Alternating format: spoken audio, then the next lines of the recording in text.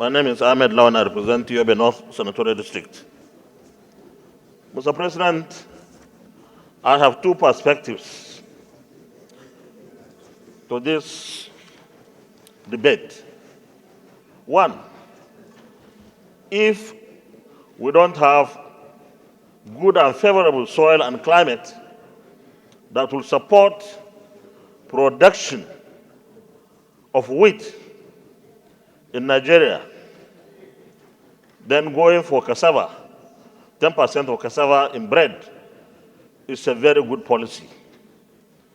Mr. President, distinguished colleagues, if, however, we can produce wheat in Nigeria, we can, in that respect, have the whole of the wheat that we need to produce our bread in Nigeria. And there will be no need to compel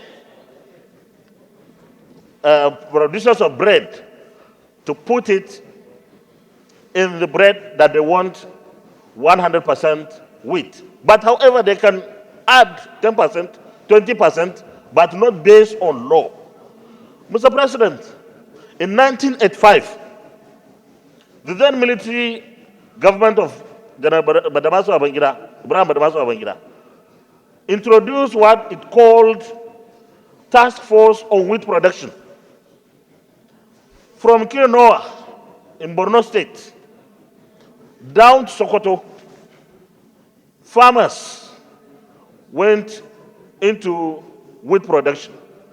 They could not even harvest because it was too much and there was no prepared market. And in fact, someone told us then that the Western powers didn't like it because we were supposed to be importing from the West. And therefore, that program didn't last long. Mr. President, in 2003, 2004, I was chairman House Committee on Agriculture in the House of Reps. The president then, Chief Olusegun Obasanjo, GCFR, introduced what he then called 10% of cassava flour in bread. And a team, a delegation was set up, led by the then PDP chairman, Chief Ogbe. I represented the House on that committee and some few governors, and we visited 6 or 7 countries where cassava is produced, where it is processed and what it is processed for, where it is marketed and sold. At the end of the day, Mr. President, our farmers produce massive cassava. A full truck pickup of cassava was then selling for only 15,000 naira, and our farmers lost because there was no proper mechanism to absorb this, even though they were encouraged to produce. What I want to suggest here, Mr. President, is while we are promoting cassava to be included in bread, we should also look at the possibility of producing wheat itself. Because when you are saying substitute 10%, it's like you don't have enough wheat that you want to stop importing. But we can produce wheat. We can equally produce so many things from our cassava. And it's when our GDP is enhanced through these local productions, local processing, and local manufacturing and consumption and exports that our economy can be better. So I support the bill in one way, but also suggest that we shouldn't close our eyes to the fact that we can also produce wheat in Nigeria, that in fact we can export wheat to other countries. Thank you very much, Mr. President. Very distinguished colleagues. The last contribution by distinguished Senator Ranking Ahmed Lawan has also modified my thoughts on this issue. First, I believe that ultimately we must work towards self-sufficiency in food production. And we should, as much as possible, reorientate our consumption such that, as it was said before, we eat what we produce and produce what we eat. I also submit to the general principle of the bill, which says that we just need to formulate appropriate macroeconomic policies that will transfer prosperities to our rural people when we take agriculture as a serious business. But having listened to distinguished Senator Ahmed Lawan with regards to the fact that we can produce wheat, my question is, we talk about our potential, we can do all of this. Why are we not doing it? Because according to this document, even though no evidence was attached, it claims that we are spending as much as $3 billion every year to import wheat. And so the inclusion of cassava will reduce the amount of wheat importation.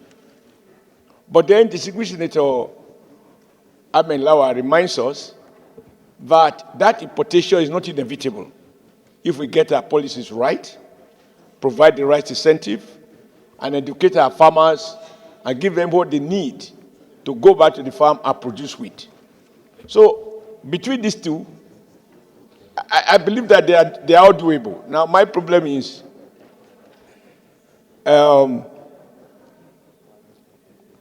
Senator Lawan said we shouldn't do it by law. Sometimes I don't like too many laws. Because we're forced there, you have to go to court. Persuasion seems effective, but in this environment, persuasion oftentimes doesn't work. So given that we can do both, encourage wheat production, as they are suggested, and I'm 100% in support of that. Because I can just imagine if people in those parts of the country where wheat production is viable are encouraged and they have incentive and protection so to do, we will be dealing with poverty without giving them handout. On the other hand, those parts of the country as well, I'm sure, also do produce cassava. There is no part of Nigeria where cassava production is not viable. And so it is not to choose one against the other. Public policies should seek to promote both. Unfortunately, and it bears repeating, if the textile industry was flourishing and growing, they need a lot of cassava to produce starch, which you need for Siri to wear the kind of tapu he's wearing. So my conclusion, therefore, is whatever we can do to encourage and provide incentive, because if we just make the law will be lied here. At best, you send somebody to prison if there's a breach, but that may not translate to whatever. So let's encourage cassava production by adopting his recommendation. On the other hand, simultaneously, let's encourage the production of wheat. Because the foreign powers that adopt these things in our country, they will do everything possible. In some part of the country, they subsidize wheat. They even throw excess into the sea, just so that their farmers get ready market. That is how they achieve food sufficiency. But here, when our farmers overproduce, the price crash, then they move away. And 10 years later, we come back. Like you said, during the military, there have been huge debate about the need to reduce our dependence on imported wheat. So whatever we can do, and I'm not so sure now after listening to him, I think there must be some additional reflection we need to do as to how to couch this law so that we are not promoting one at the expense of the other, since both are viable in this country. I thank you.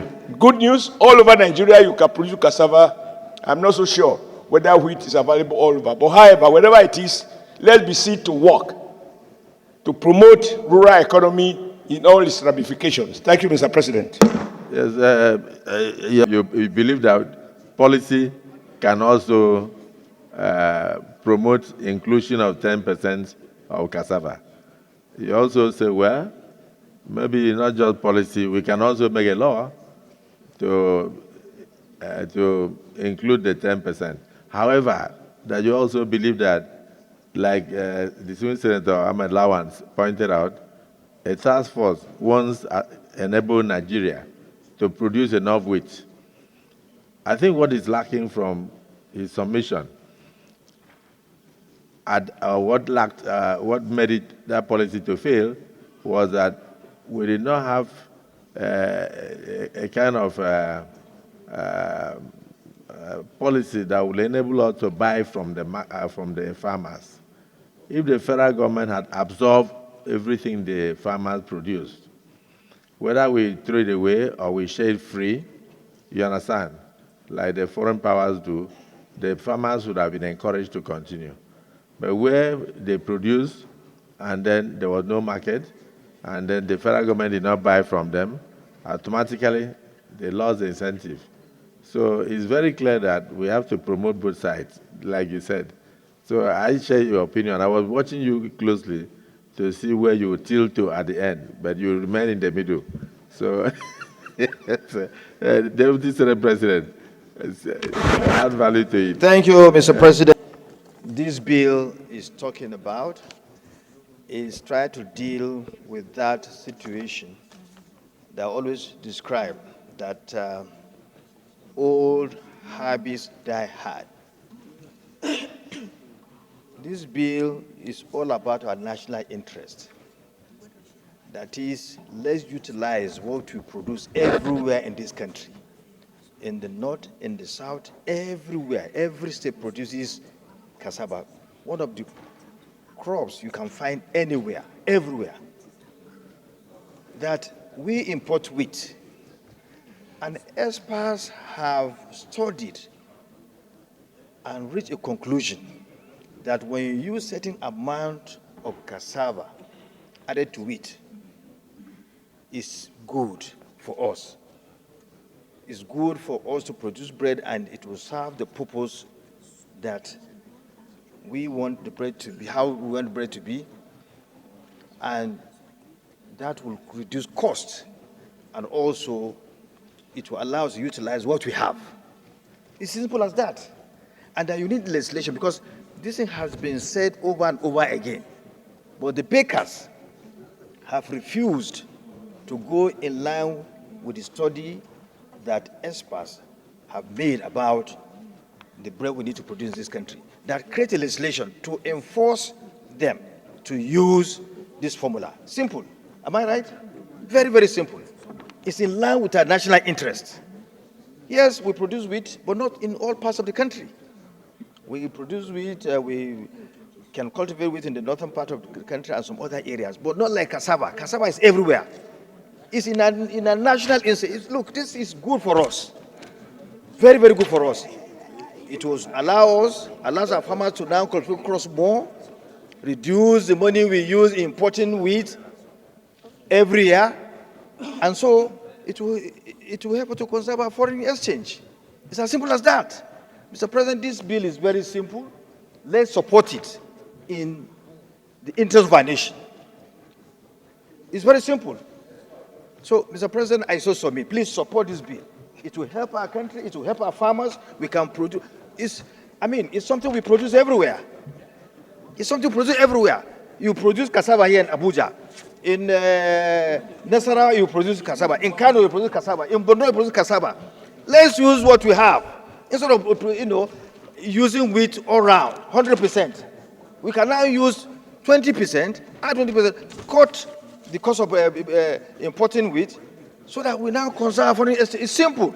Mr. President, let's support this bill. Please, my colleagues, support this bill in line with our national interests. Thank you, Mr. President. Yahya Abdullahi is representing Kebbi North. Mr. President, I rise to support this bill. But I also rise to adumbrate the points that have been raised by the distinguished Senator Ahmed Lawan and the distinguished Senator Adams Oshiomole. Mr. President, I spent the best part of my life as a teacher and researcher in the Institute of Agricultural Research, Ahmadu Bello University. And one of the greatest challenges that we have had since during the Shagari regime with the Operation Feed the Nation, which succeeded Obasanjo's regime's agricultural policies at that time was to try to make Nigeria self-sufficient in food. At that time, a lot of resources were spent in coming up with varieties of wheat and cassava, and the propagation of these varieties to all parts of the country. In fact, it is true, just like the Deputy Senate President has said, cassava can grow anywhere in this country, but we have excellent cultivars of cassava that have high yields. In fact, Nigeria is the largest producer of cassava in the world. So the issue really is not about 20%.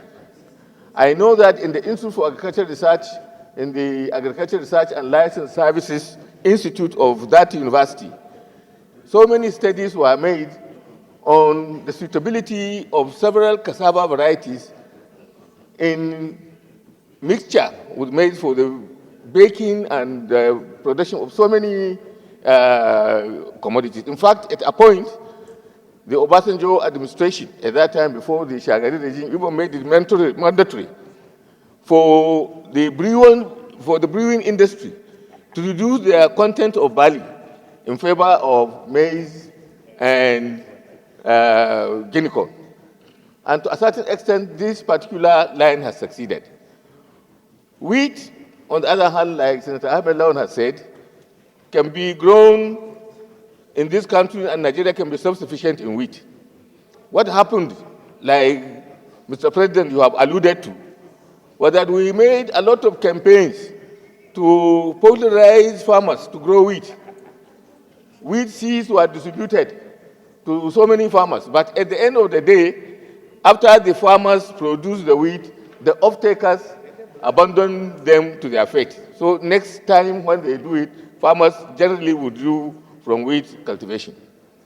So why this, Mr. President? What had happened was that there was a very strong, well-heeled lobby in the Nigerian flour producing industry. Now, unless I agree that we can go by the way of legislation, but also the issue is policy implementation discipline. That's what we lack. We lack policy implementation discipline, particularly in our agricultural sector. So unless this policy implementation discipline is sustained, even if we make the law, those very powerful lobbies are likely going to treat the law in the reverse. Just like you have said, Mr. President, we have encouraged farmers. I, in particular, we traveled to Lake Chad Research Institute, Gamburu in Gala, by road, over 1,000 kilometers from Zaria to that place, to encourage the wheat farmers to produce, even to produce the good variety that we give them for distribution.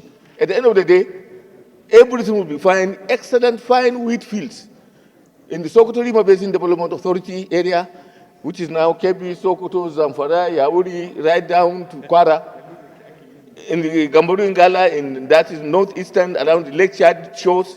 We have been producing a lot of wheat. And the cultivars are good. A lot of research went into producing those varieties of wheat that are tolerant to the climatical conditions of different sections and different sectors of Nigeria. But at the end of the day, because of the powerful lobby of the flour producing industry, we found ourselves where we are today. So the issue really is, I agree with that we have to do some legislation. But the most important thing in this area, Mr. President, is policy implementation discipline. And this is what is required in the agricultural sector. You cannot do extension work, breeding.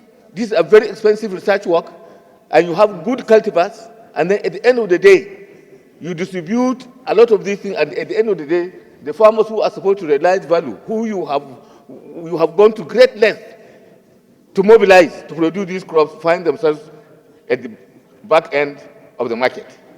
So, Mr. President, as much as I support this particular bill, I think we as legislators and you as one of the most important policymakers, I think should encourage the Ministry of Agriculture and the President, draw the attention of the President, that in the area of agricultural production and agricultural utilization, so that we can reduce costs associated with imports of agricultural raw materials, we need policy discipline, and we need the President and the National Assembly to put their feet down to ensure that what we encourage and we spend national resources on are not thwarted by the power and persuasive capacity of the lobbies that are associated with importation of these products.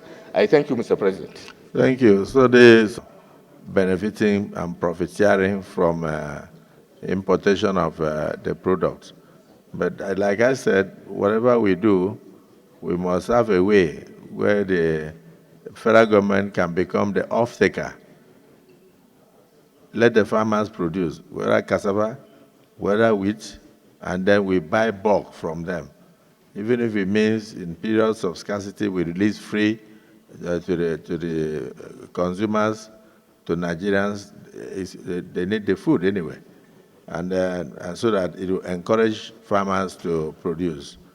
So if they do so, then there may not be any need for any mandatory law. But at the same time, it's also good to have the mix, so that we don't run into a situation whereby, for instance, I think it was Ukraine that was producing a lot of the wheat, almost 1/3 of the wheat of the world. When they went into the war, the price of bread all over skyrocketed because of the war with Russia. So Nigeria should also come back with that task force to task our farmers to produce. But this time, we should have a policy where we can buy from them if there is excess, so that it will encourage them. Because if they produce and then they end up losing, then the incentive will not be there. Distinguished Senator Ome and Senator Nengi, if there is anything you want to add, just 1 more minute so that we go into other items. Associate myself with the intention of the sponsor of the bill to ensure that we include cassava flour production in our flour production activities in Nigeria, to be able to curtail the heavy reliance on wheat for making bread and things like that. It's a very noble observation he made, but my worry is about who the bill is, the law will be targeted to. Who is the law directed at? Mandatory mandatory inclusion of cassava flour in our production. Are we directing the law to the cassava producer or to those who are involved in the flour business? Because cassava production is a business.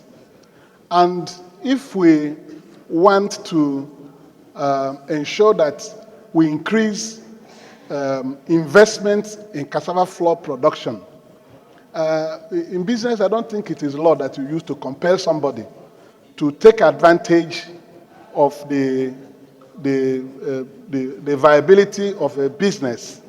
The cassava producer should be the one who will be desperate to produce cassava flour. If we pass this law, for example, my question will be, who is it directed at for enforcement? Because this thing we are doing is something I believe verily that will be promoted and supported through policy, government policy towards encouraging people to go into cassava flour production as a template to reduce total reliance on wheat for production of bread and allied things. So I know that from proponents of the speeches already made, people are saying we support.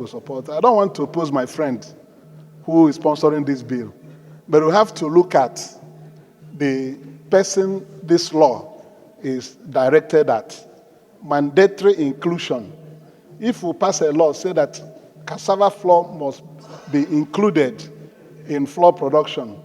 Who will implement it? Somebody who is doing business will go into a business that is profitable.